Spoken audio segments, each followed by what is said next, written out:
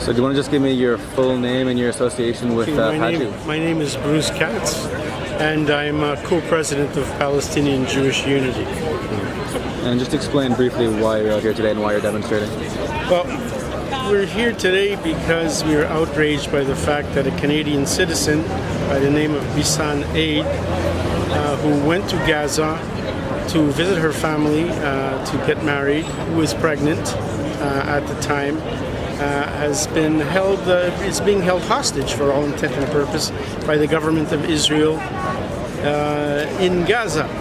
And the Canadian government, to its utter shame, has done absolutely nothing about the situation, and essentially by allowing it to continue and basically paying lip service to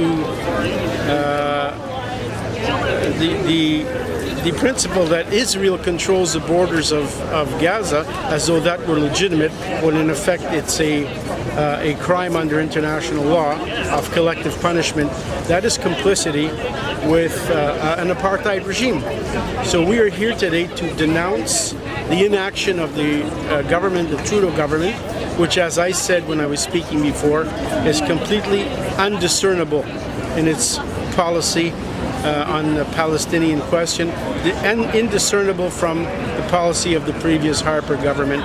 We want Bissan Eid to be able to come back to Canada as she is a Canadian citizen, and the foreign policy and the foreign ministry is supposed to protect all Canadians. So are we to understand that it's for all Canadians except if they're Arabs or they're Palestinians, Palestinian Arabs, or do we have to check in with Tel Aviv first to find out what is acceptable and unacceptable? And so you're a Jewish man? Yes. So how did you come to be on this side of the debate? Well, it's a long story, but I started to, when I was a teenager, like I guess just about all Jewish teenagers of my generation, I simply accepted the discourse that Israel was blameless, that Israel was, its existence was threatened by Arab neighbors, and so it was defending itself. As I got a little older, and as I was a student at the Sir George Williams University, which became Concordia way back when, I became more active in the movement against the war in Vietnam, and I started to question the whole idea of Israeli impunity vis-a-vis the Palestinians. I started to read more on the subject. I started to see it really as a question of a white European settler society that was colonizing, displacing and dispossessing an indigenous people, much the way that indigenous peoples in North America were displaced and put on reservations. I started to understand that parallel, and when I became a teacher, as destiny would have it, I met a fellow teacher who was a Palestinian,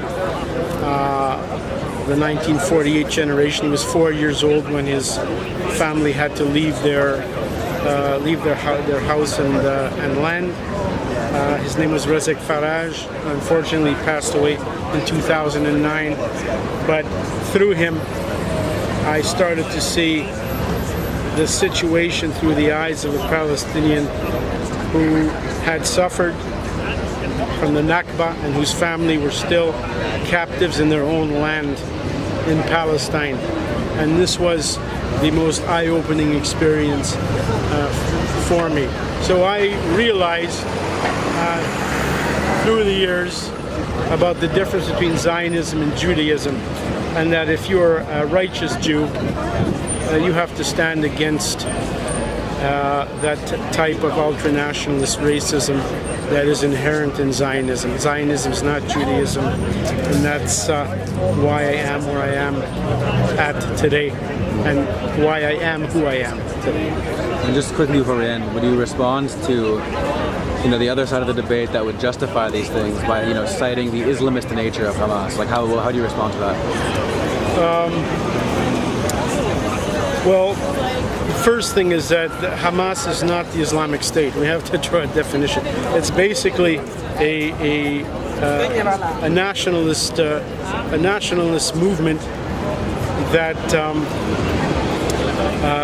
that is also Islamic in nature, but it should also be remembered that Hamas was developed in the first place by Israel and Saudi Arabia as a means to dividing the secular ranks of Fatah.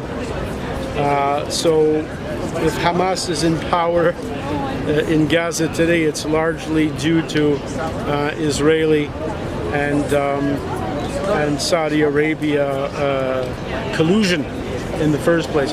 Now, the election that was held in 2006 in Gaza was a completely transparent and democratic one. So Hamas was democratically elected. That it may not be what others want. It may not be what Israel wants, and I don't necessarily agree with all of Hamas's political lines, but they won their election fair and square. They deserve to be there, and as I mentioned before when I was speaking, it's very easy to say Hamas is Islamist. Basically, Islamophobia has been the bread and butter of Western imperialism. It's been a very how do I say it, profitable way of promoting regime renewal, if you like, based on the idea of the American plan for the 21st century. It started with the Bush administration. So they've promoted Al-Qaeda. Al-Qaeda was a creation of Western governments, particularly Anglo-American.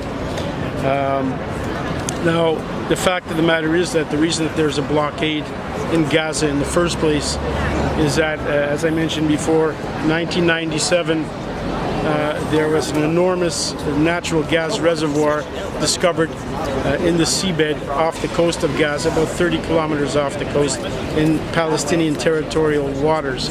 Now, what happened is that there was an attempt by the Palestinians they delivered a permit to a British consortium with the idea that the Palestinians would get 10% of the enormous profits that would come from the sale of the exploitation and sale of that natural gas. Israel blocked it. In 2006, Hamas was elected democratically in Gaza and immediately said they wanted that whole thing renegotiated because they felt they were being robbed of the money that was rightfully theirs.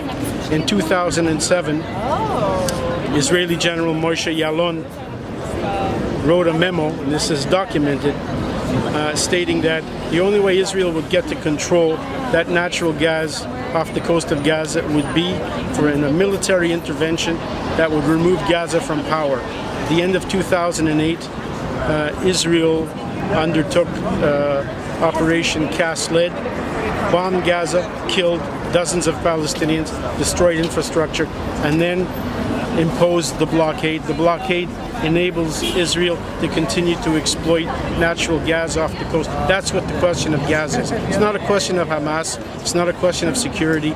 Security is the pretext for the exploitation of natural gas off the coast of Gaza. And Israel has 5 or 6 drilling rigs off that coast right now. They are selling that gas to neighboring Arab countries, including Jordan and others. And some of these countries sit on the Arab League and they pay lip service to Palestinian rights while undermining them by buying gas, Palestinian gas from Israel. I mean, the irony is exceptional. All right. Thank you so much for your opinions there. My pleasure.